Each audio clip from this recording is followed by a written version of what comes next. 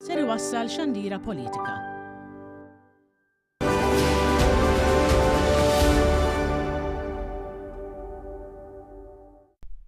Sinjuri nsemmilkom u nilqakom għal din l-intervista mal-Prim Ministru mexxej tal-Partit Laburista Dr. Robert Abela. Prim Ministru l-ewwel nett insellimlek u nilqak għal din l-intervista sabiex taġġornana wkoll dwar il-ħidma tal-Gvern, ħidma li anke tul ix-xhur sarfin ma taqafx. Nsellimlek Samuel u nsellem lil kull min qed isegwina. U qabel nibdew anke Prim Ministru naf kemm għandek qalbek il-valuri tal-familja u nixtieqlek il-jum il-missier it-tajjeb. Nirringrazzjak u bl-istess mod nawgura il-jum il-missier it-tajjeb lill-missierijiet kollha mhux lanqas lill-missier li tul ħajtu dejjem ippromova dal-valuri tal-onesta u s-sewwa wkoll. Prim Ministru, illum irid nibda b'suġġett għal kulħadd l-edukazzjoni. Bħala parti mill-istrateġija ekonomika qed issir enfasi wkoll fuq l-edukazzjoni sa din il-ġimgħa rajna kif il-Gvern se jindirizza it-tagħlim tul ħajja. Bħala Gvern fuq dan is-suġġett speċifiku, fejn tridu taslu? Kif għattajjeb l-edukazzjoni tifforma wieħed mill-5 pilastri tal-istrateġija ekonomika tagħna, dik li nidejna f'Awwissu li għadda f'kabinet li nżamm fih dan il-Kamra tal-Kummerċ, u mbagħad ukoll l-istrateġija ekonomika li tħaddidna dwarha f'aktar dettall dik li ħad toħodna l-10 snin li ġejjin u li nidejna ftit tal-jiem ilu wkoll. L-edukazzjoni tifforma waħda mill-5 pilastri ewlenin. U mbagħad dak il-pilastru tal-edukazzjoni jifrex fuq żewġ prinċipji. L-ewwel wieħed li nindirizzaw il-problema tal-early school leaving, jiġifieri dawk li jitilqu mill-iskola b'mod bikri, u t-tieni waħda illi nippromuovu l-kunċett tal-edukazzjoni bħala wieħed ta' lifelong learning, jiġifieri li inti l-parti edukattiva f'ħajtek ma tibdiex u tispiċċa fil-parti mandatorja, jiġifieri dik li obbligatorja bil-liġi, imma huwa proċess li jrid jieħdok tul ħajtek kollha. U dak huwa prinċipju ewlieni li fuq hija bbażata din l-istrateġija. U għandna mudell li nistgħu nħarsu lejh. Nagħmel l-analogija mas-settur tax-xogħol fejn hemmhekk kellna Active Labour Market Policy li tat il-frott meħtieġ għaliex f'settur tal-impjiegi li kien taħt il-medja Ewropea mhux biss ilħaqna l-medja ma rridu mmorru issa lil hinn mill-medja, hemmhekk ukoll irridu nittrasportaw dak l-istess prinċipju għal Active Education Policy. Ma fl-aħħar mill-aħħar imbagħad tittara inti kif tħares lejn l-edukazzjoni u lejn l-ekonomija waħda taqqat mal-oħra. U aħna nħarsu lejn l-edukazzjoni u l-ekonomija mhux biss bħala ħolqien tal-ġid, imma titjib fil-kwalità tal-ħajja u hemmhekk l-importanza tas-settur edukattiv. U għalhekk li din l-istrateġija tal-mod kif qed inħarsu lejn is-settur edukattiv għandha mbagħad terġa' tifrex f'erba' pilastri oħrajn li huma u ħanagħmel referenza b'mod speċifiku għalihom għax huma erba' prinċipji importanti t-titjib tal-opportunitajiet edukattivi għal dawk bħilit baxxi partikolarment għal dawk li huma friskju ogħla ta' qatt jew ta' faqar. It-tieni wieħed huwa diversifikazzjoni tal-metodi u l-opportunitajiet tat-tagħlim. Mbagħad hemm it-tielet punt li huwa l-assigurazzjoni fil-kwalità floti tal-korsijiet, jiġifieri li jkun hemm l-istandards li huma meħtieġa, u l-aħħar wieħed li huwa l-appoġġ lill-adulti biex jieħdu deċiżjonijiet informati dwar l-edukazzjoni tagħhom permezz ta' sistemi ġodda ta' guidance. Dik hija strateġija nsejħilha fl-immedjat imma li toħodna wkoll lejn il-medium u l-long term. Imma mbagħad nidejna skema oħra aktar immedjata fejn investejna kważi 3 miljun 2.75 miljun euros li se toħodna għas-sentejn li ġejjin fl-apprendistat. U dik hija importanti għaliex hemmhekk mhux biss qed ninvestu fl-industrija, imma qed ninvestu fin-nies u qed ninvestu fin-negozji wkoll. U b'mod parallel wieħed irid jara l-istrateġija tal-tagħlim il-parti akademika li tieħdok lej korsijiet tradizzjonali jew lej korsijiet ta' min naf jekk ħassir avukat, jekk ħassir tabib. Imma mbagħad jien jolqotna ħafna s-settur tal-industrija fejn qed titkellem dwar snajja biex nagħti eżempju s-settur marittimu. Illi l-opportunitajiet fih huma massivi.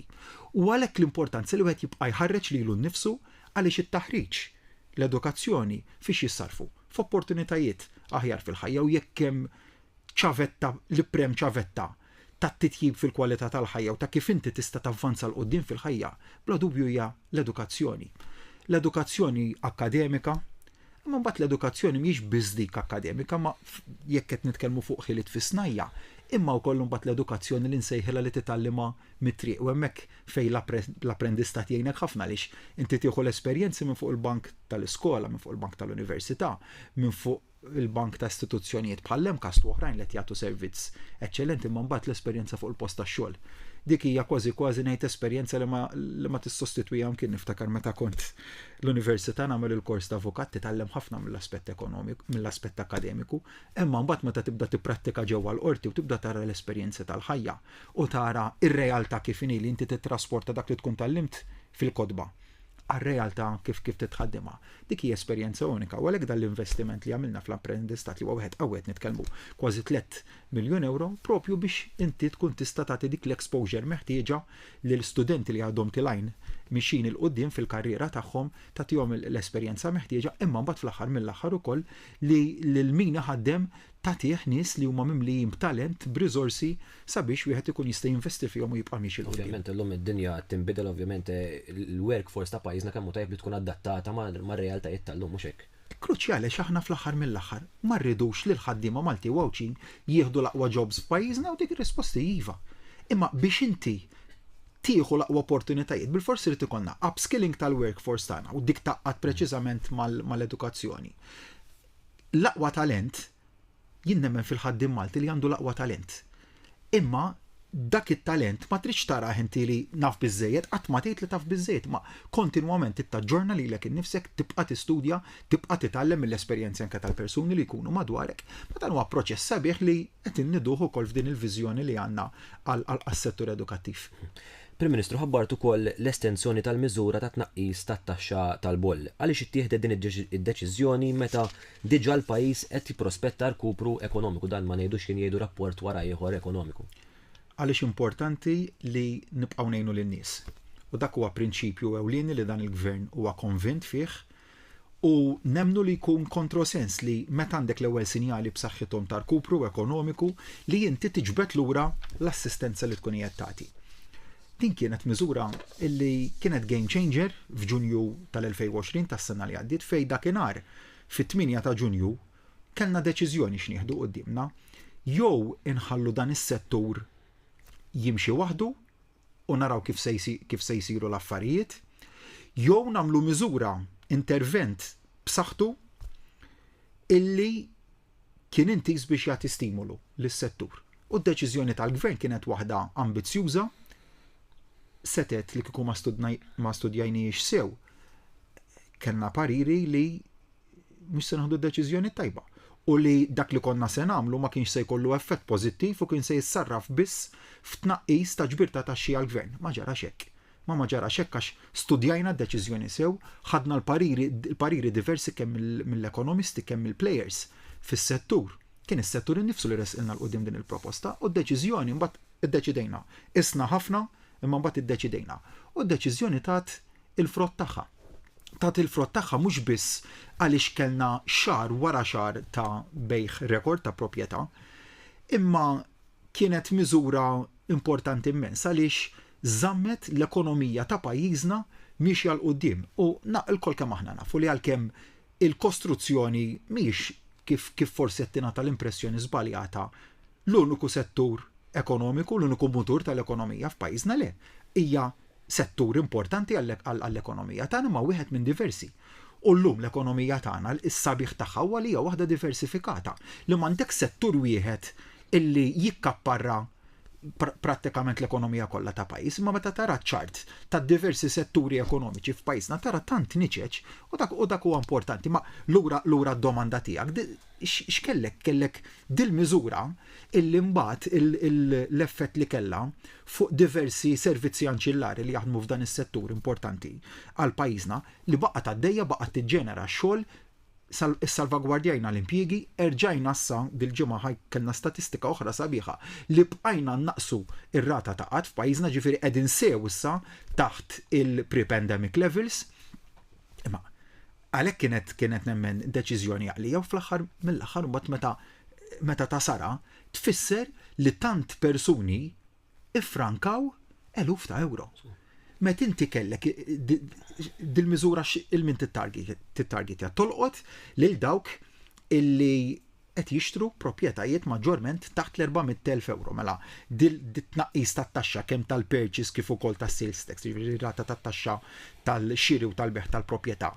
Tolqot il-bracket sa minn 0 sa 400,000 euros. Mela hemmhekk li qed jiġri huwa illi biżbiż żammejna il-prezz tal-proprjetà milli jerfa' rasu. Studju li għamlet l-MDA jurik illi mhux tal-li dal-aħħar xhur ma kienx hemm żieda fil-prezz tal-proprjetà, imma bis-saħħa wkoll partikolarment ta' din il-miżura kellek saħansitra tnaqqis marġinali fil-prezz tal-proprjetà ta' 0.1% li jfisser ifrankar ta' flus għal konsumatur. Rajnijom records daw ta' xiri ta' proprjetà f'konvenji. U xi tfisser fil-prattika meta inti frankajt tanti flus.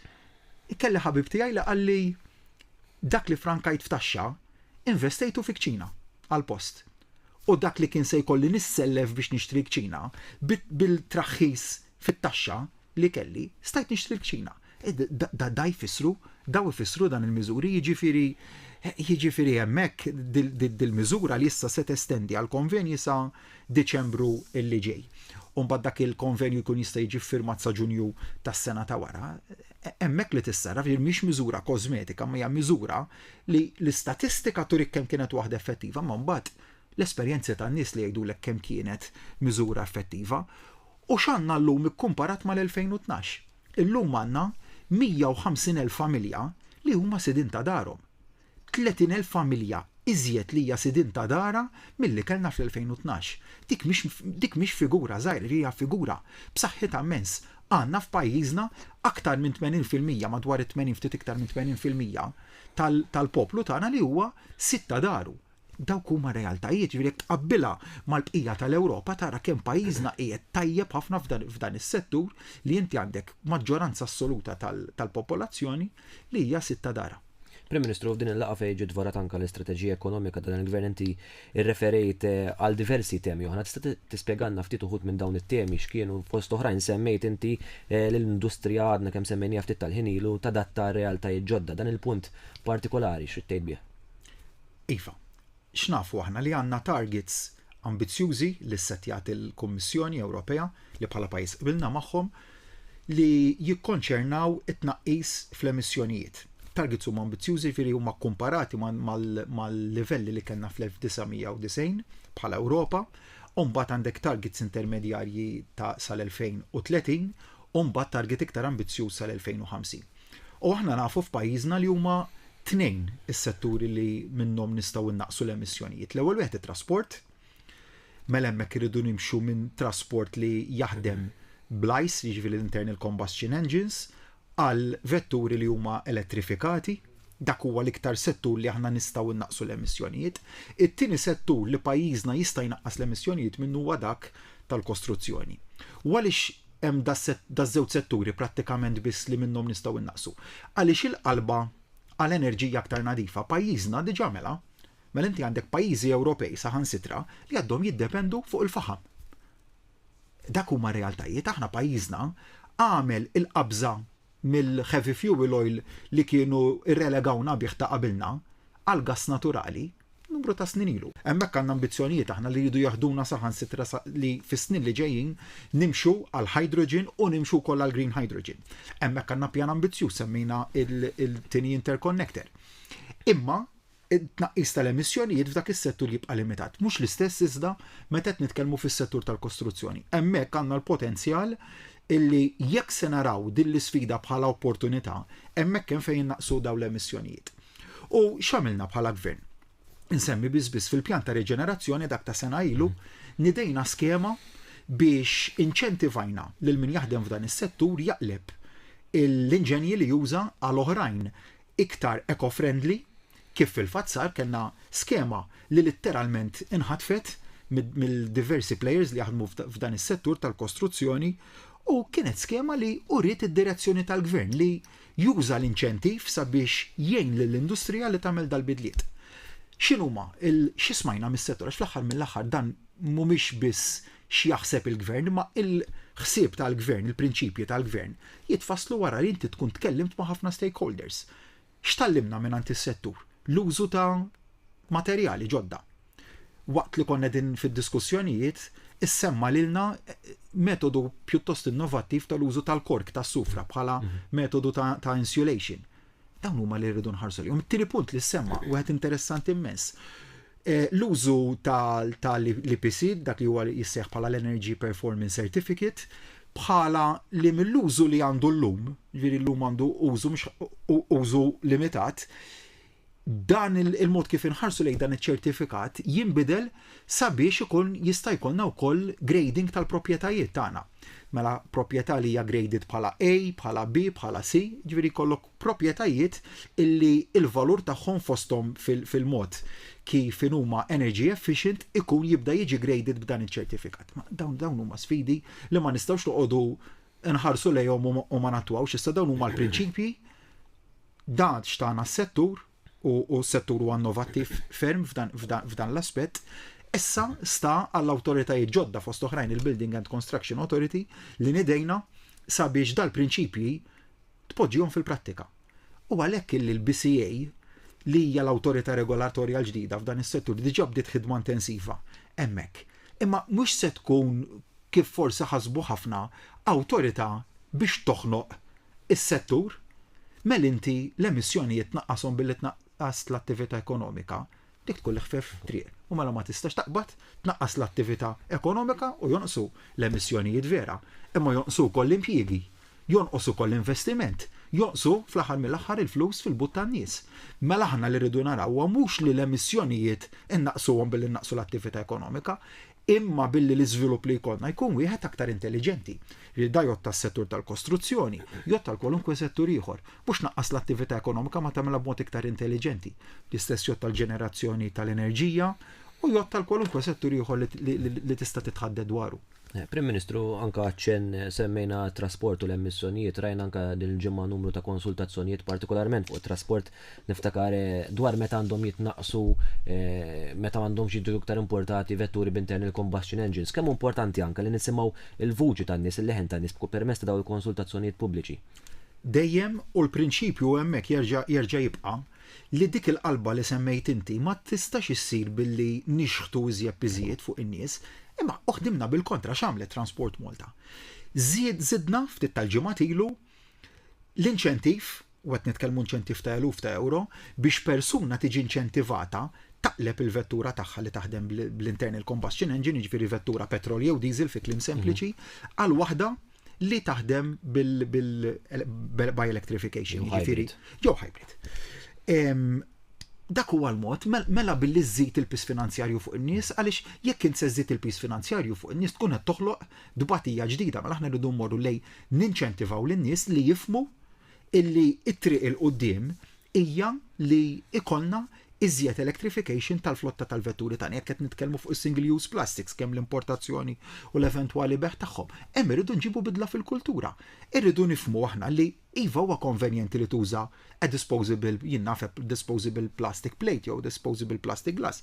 Imma hemm materjali oħrajn li xortu huma disposable li tista' tużhom. Jien ngħid għalija l-qalba minnija diġà.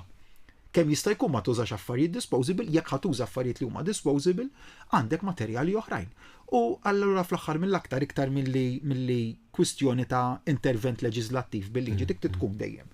Imma mbagħad il-bidla fil-kultura li inti tifhem illi aħna nobbligu li nippreservaw l-ambjent tal-ġenerazzjonijiet futuri. U dan ma tagħmlux billi inti tibqa' tikkonsma l-plastik li kollha kemm aħna nafu idum għall-infinit. L-ewwel plastik li nħoloq għadu jeżisti sal-lum, għadu fl-ibħra tagħna. U tara għandna realtà li rridu ngħidu illi l-użu eċċessiv tal-plastik, partikolarment fejn jista' jiġi użat, għandu jiġi skoraġġit għax jagħmel letteralment sfreġju lill-ambjent tagħna u hemm materjali differenti li wieħed jista' jmur għalihom. Prim Ministru, semmejna tkattir tal-investiment din il-ġimgħa mort tinawgura investiment ta' 14 miljun euro f'kumpless f'San Ġiljan Rajnik ukoll fost oħrajn f'Ħalqormi. Nsemmi għax ma tgħaddix ġimgħa li ma tkunx mistieden iżżur biex tinawgura xi investiment ġdid fost oħrajn u dan tajjeb ngħidu meta għadna f'pandemija. X'qed jgħidulek l-investituri meta inti tkun qed tiltaqa' magħhom? Li qed jimxu wara l-kuraġġ tal-gvern u li l-kuraġġ li wara l-gvern f'dawn l-aħħar xhur huma qegħdin jirkbu fuq u qegħdin jibqgħu jinvestu. Jena bħġubom bil-kontra ngħidulhom il-gvern qed jirkeb fuq il-kuraġġ tagħkom. U dik hija realtà għaliex minn bdiet il-pandemija b'mod partikolari tlaqna minn dal-prinċipju li ma nħallux lin-negozji waħedhom. U rejnija fil-prattika bil-provi. Bdejna f'Marzu l-ewwel bid-differiment tat-taxxi u mbagħad daħħalna il-weight supplement dik il-miżura li kull sit ta' negozju u l-ħaddiema prattikament tista' tgħid kollha jgħidulek li kienet l-aktar miżura ewlenija biex illum għandna rata ta' qatt inqas minn dik li kienet qabel il-pandemija, biex għandna negozji li setgħu jibqgħu għaddejjin u li fil-mument li bdejna niftħu lura mill-ġdid kienu qegħdin up and running biex jieħdu l-opportunitajiet.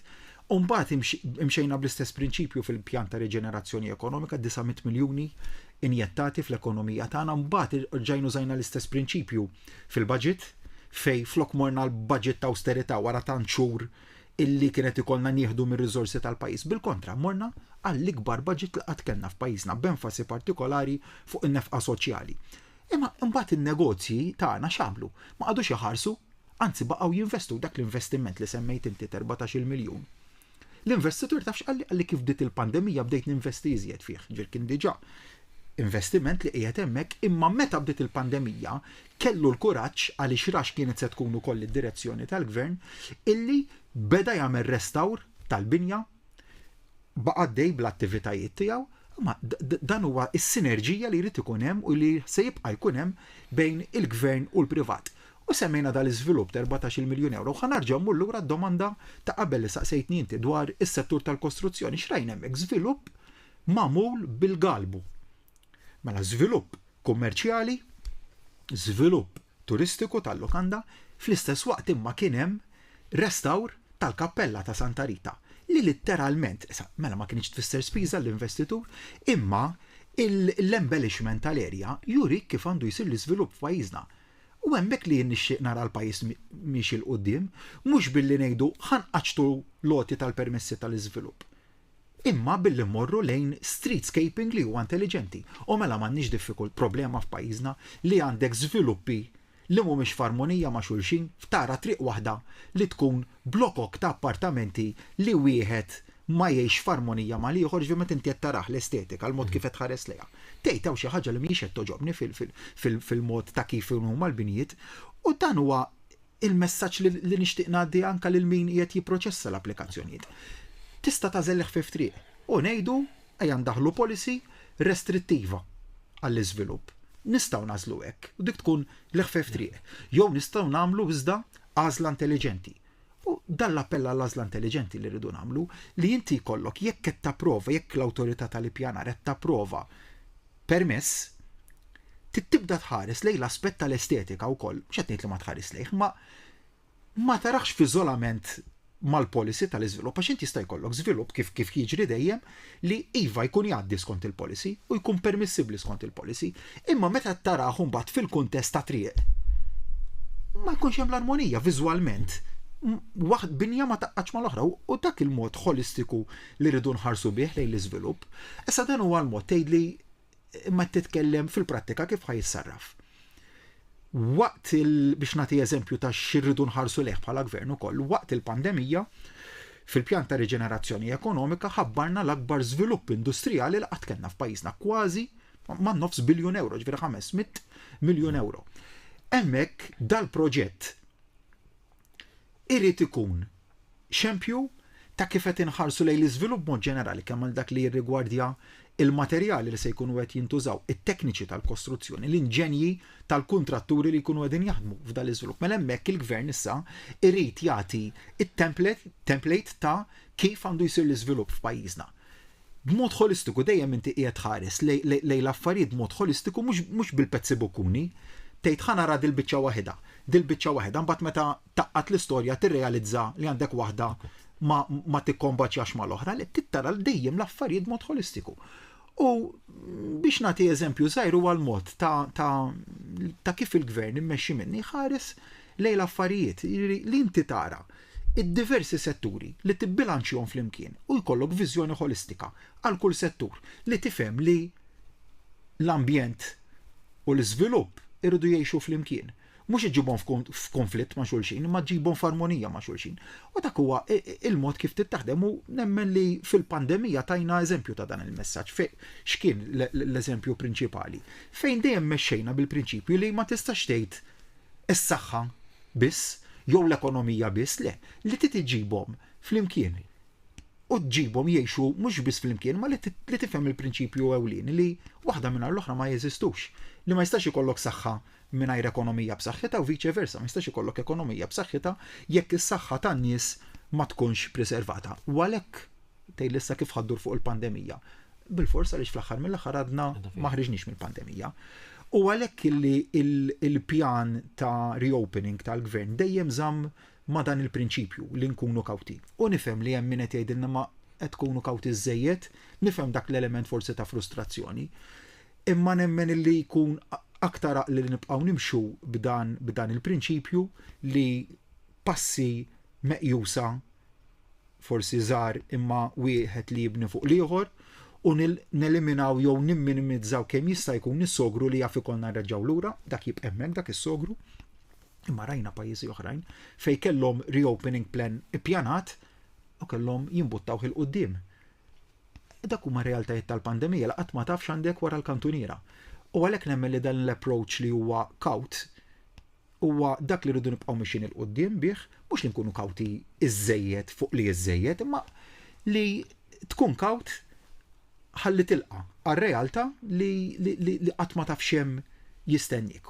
Però mod pożittiv il-pjan ta' vaċċin baqa' mixi tajjeb hawnhekk nixtieq insellem nerġa' l darb'oħra lil frontliners kollha tagħna tal-effiċjenza li mxew biha floti tat-tilqim fl-ippjanar tat-tilqim u tara mbagħad is-sinerġija mill-gvern l-lan tagħna kien jew il-mod kif ħdimna li aħna prokurajna l-vaċċin f'dożi biżżejjed imma mbagħad kienu l-frontliners l-amministraw il-vaċċin li ħadu ħsieb is-saħħa tan-nies tagħna l-istess tan-nies li jaqgħu taħt il-Ministeru tal-Ekonomija li nidejna skema ta' vouchers, ħadmuha kellhom pjan mill-aktar effiċjenti kemm is-sistema online kif ukoll id-distribuzzjoni tal-vouchers manwali. Poplu li verament tant jingburi biex għax ingħaqad flimkien, ħdimna flimkien u rajna li din l-sfida massiva li kellna qudiemna letteralment dawarnija f'opportunità. Prim Ministru, qabel intemmu din l-intervista xtaqt nirreferi ka suġġett tal-grey listing ta' pajjiżna nafu li l-ġimgħa d-dieħla fit-23 ta' Ġunju għandna deċiżjoni tal-FATF u quddiem din id-deċiżjoni l-kap tal-Oppożizzjoni ftit tal-jiem ilu l-kap tal-Oppożizzjoni Bernard Grech kiteb lil Financial Action Task Force x'kienet ir-reazzjoni tiegħek għal din l-ittra? Diżappunt kbir. Diżappunt qatt ma stennejta jkolli ngħid. Għaliex din l-ittra jekk tanalizza l-aħħar paragrafu tagħha tfisser li l-kap tal-Oppożizzjoni qiegħed jistieden lill-FATF sabiex tagħmel grey listing ta' pajjiżna. Issa rrid ifisser hekk jew għax ma jafx tieħ il-benefiċċju tad-dubju li ma jafx kif jaħdem il-proċess. Ma nafx inwieġeb, imma meta taqra l-aħħar paragrafu u tanalizzah mill-aspett tekniku, ifisser illi rrid li pajjiżna jiġi grey listed. U meta bata din l-ittra? F'mument fej għaddejjin mill-iktar fażi kruċjali u sensittiva qabel l-evalwazzjoni finali. Jiġifieri tara l-kontenut tal-ittra. U l-mument strateġiku li ndbatet fih hija xi ħaġa li verament ixxukjatni. Ixxukjatni iktar fl-aħħar mill-aħħar hawnhekk qegħdin fi proċess fejn dak li kellna nagħmlu mill-aspett tekniku għamilna bidliet, partikolarment minn Jannar tal-2020, imma anke qabel ukoll. Illi meta tara il-bidliet li għamilna fil-liġijiet tal-anti-money laundering ta' pajjiżna, il-liġijiet kollha li jiġġieldu il-financial crime, il-liġijiet li jirreżistu il-finanzjament tat terrorizmu, l-bidliet li għamilna f'pajjiżna, inkredibbli l-ammont ta' bidliet leġislattivi, bidliet fl-entitajiet fosthom fl-FIAU li jaħdmu biss il-workforce tal-FIAU aħna. Zidnija u tajni jeżiet riżorsi għal ma nafx kemm il-darba. Imma mbagħad fl-aħħar mill-aħħar meta tara dal-aġir tal-Oppożizzjoni metti l-ar ħaġa li tista' tagħmel f'dat tip ta' proċessi li ma tmurx f'vuċi waħda li aħna llum min qed jevalwana qed jara pajjiż li għandu l-gvern li qiegħed jagħmel minn kollox biex jikkonvinċi għala m'għandniex immorru għal grey listing għaliex għamilna l-bidliet kollha li huma meħtieġa mill-aspett tekniku. U għandna commitment sod illi se nibqgħu nibnu fuq dak li għamilna, nkomplu nagħmlu s-sistemi ta' pajjiżna aktar robusti. U jekk hemm xi bidliet oħrajn li ħajġu suġġeriti lilna, lesti li nimplementawhom. Dak huwa l-gvern. Imma dak l-oppożizzjoni li minnaħa l-oħra tgħid le, FATF, itfaw lil Malta taħt grey list. Tgħidulhom minn hemmhekk nagħmlu l-bidliet li hemm bżonn bil-grey list. Inkredibbli ma da affarijiet li ma temminhomx. Issa tarġaw tgħid dal-proċess li qegħdin nagħmlu xi fisser aħna dax-xhur li għaddejna minnhom kienu fej pajjiżna bidel għal kollox sistemi li ma nħolqux mill-2013 il-qudiem imma sistemi li għal ma nafx kemm il-darba kellna indikazzjonijiet bil-miktub biex nibdluhom ta' qabel l-2013. U min kienet imexxi qabel l-2013 dejjem taf' l-problemi taħt it-tapit. Mela fuq dak l-aspett biss li hawnhekk maħniex qed nitkellmu dwar xi problema li ħoloq għall-Gvern Laburista, ma problema illi minn pajjiżna hija ġejja għal snin twal. Mela fuq hekk biss kellu jkollok l-oppożizzjoni li tappoġġjana. Li tappoġġjana. Ma ġarax hekk. Ma ġarax hekk ma jiena perswasu kollu mbagħad li n-nies qed iqisu dan l-aġir għalija ġir jekk hemm kollox li hu naċċettabbli dan arċi inaċċettabbli dak kollu li dak li għamel il-kap tal-oppożizzjoni din il-ġimgħa. Imma fl-aħħar mill-aħħar aħna se nibqgħu naħdmu b'dedikazzjoni. In-nies jafu li anka fil-qasam tal-governanza tajba dan huwa l-gvern illi kellu riżultati li huma effettivi. Il-governanza across the board kemm jekk qed nitkellmu dwar il-ġlieda kontra il-reati finanzjarji, kemm fil-ġlieda kontra il-finanzjament tat-terrorizmu, kemm fil-money laundering tal-gvern li wera mhux biss bidliet fil-liġi dak huma meħtieġa għax ma jistax ikollok dil-ġlieda li ssir mingħajr ma jkollok bidliet fil-liġi, imma mbagħad b'riżultati effettivi rajna prosekuzzjonijiet f'każijiet high profile li pajjiżna qatt ma bħalhom. Għaliex għax kulħadd forsi fil-passat kien jippreferi għala għajn waħda. Aħna għadna dan hu gvern li mhux lest li għala għajnejh għal dak li huwa ħażin. U rejna dan mhux bil-paroli, bil-fatti. Għallek li dan il-gvern għandu il-kredenzjali ta' kif imexxi il-pajjiż waqt pandemija mill-aspett ta' saħħa. Il-gvern li għandu l-kredenzjali biex imexxi l-pajjiż b'mod successful fl-aspett ekonomiku.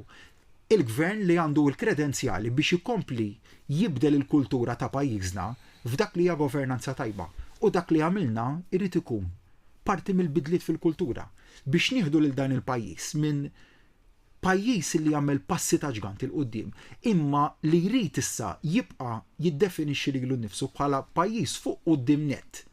Mhux biss fl-Unjoni Ewropea li tagħha aħna membri kburin, imma wkoll f'livell dinji. U għaliex din narrattiva li kull darba li jiena ngħid irrid li dan il-pajjiż inġibu fuq quddiem nett qisu jkollok min jiddeħaq bik. Le, aħna għandna dik l-ambizzjoni ċara li dan il-pajjiż irridu nibqgħu ntellgħuh il fuq. U għaliex le? Għaliex le? Għaliex aħna għandna nkunu immexxu b'mentalità medjokri. Jew b'mentalità li dal-poplu huwa anqas minn ħaddieħor. Le, dal-poplu m'għandu xejn inqas minn ħaddieħor. Il-pajjiż m'għandu xejn inqas minn ħaddieħor. U determinat li din il-viżjoni ambizzjuża iva nibqgħu immexxu għal quddiem għaliex aħna fl-aħħar mill-aħħar imbagħad kwistjoni tħobbx il-pajjiżek jew le. U biex taħdem għal pajjiżek tkun tħobbu u dil-ġimgħa għaddejna kienet meta rajt dik litra sinċerament ġira parti d-diżappunt kelli da sentiment ta' saqsejt li l-nifsi għaliex dik litra nibqa' nsaqsi li l-nifsi għaliex indbatet u għaliex inti bħala partit politiku tasal li tagħmel dil ħsara għal pajjiżek. Jiena nixtieq niddibatti mal-kap tal-oppożizzjoni fuq x'viżjoni għandu għal pajjiż għax sissa kemm ilu kap qatt ma smajt viżjoni għandu, qatt ma rajt viżjoni ekonomika fis-settur edukattiv, fis-settur tax-xogħol, fis-settur tas-saħħa.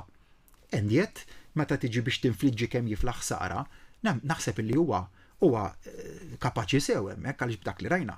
Dak ifisser però dak in-negattiviżmu jiena nħalleh imbagħad fl-aħħar mill-aħħar għal ħadd ieħor nemmen li għandna l-poplu warajna l-poplu jaf kemm għamilna ġejt minkejja pressjonijiet mhux żgħar li kellna f'daw l-aħħar xhur u determinat li nibqgħu immexxu il-qudiem dik l-istess rieda li nkomplu ntejbu l-kwalità tal-ħajja tal-Maltin u tal-Awċin kollha. Prim Ministru, grazzi tal-li għatman għal din l-intervista, ħalluk issa bikwitek sabiex tkompli tgawdi il-ġurnata. Grazzi lilkom. Sinjuru, wasanna fit-tmiem ta' din l-intervista, jena Samuel Lukas għal One News, nirringrazzakom tal-li segwejtu u nawnsallilkom.